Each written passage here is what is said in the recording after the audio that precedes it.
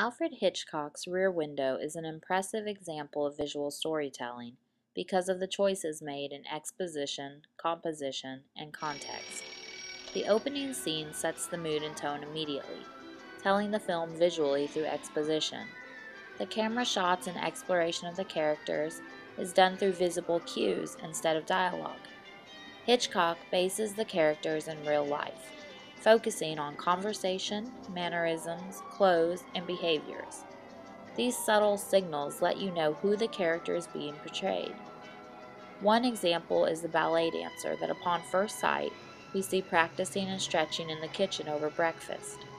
As the scene wraps up, you are told through signs and literal pictures the background story of the main character. As the camera comes into the window, we learn the name of the character, which tells us he is significant.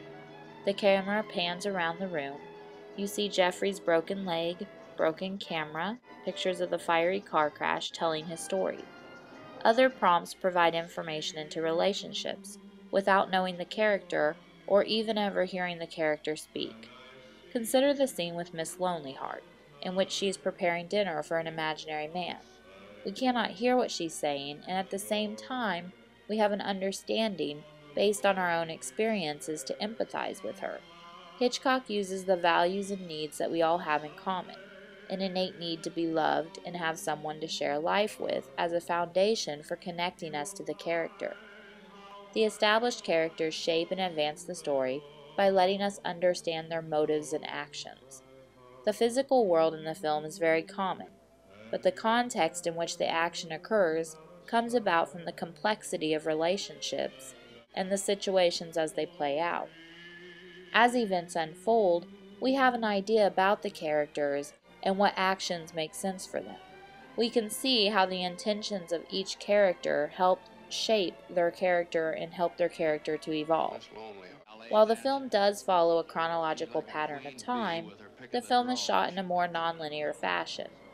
Hitchcock skips the boring, unnecessary scenes to reveal only new content or to elicit more emotions from the audience. The camera placement adds to the film's composition because it leads the viewer to the desired focal point. He uses the camera to guide the audience from one window to another, one story to another. When stories collide or intertwine, we have a wider shot that shows more than one story. The subjective camera focuses on what is on screen, but also includes what is hidden, missing, or ignored. The camera placement creates shadows in the composition of the film. The lighting effects used help create a sense of danger or fear. When the rooms are dark, it is more difficult to relax and feel safe. When the lights are turned on and off by the characters, you feel the same motives that character does. In the scene where Jeffries is confronted by the killer in his apartment, the flashbulbs and camera placement are used to make the killer look menacing, and the timing of each flash and the orange glow helps the audience feel afraid and rushed as Jeffrey struggles to open and click the next flashbulb as the killer gets closer and closer. The lighting choices in this scene make it more impactful as a viewer than simply having the killer rush him. The last technique I want to discuss is the use of music.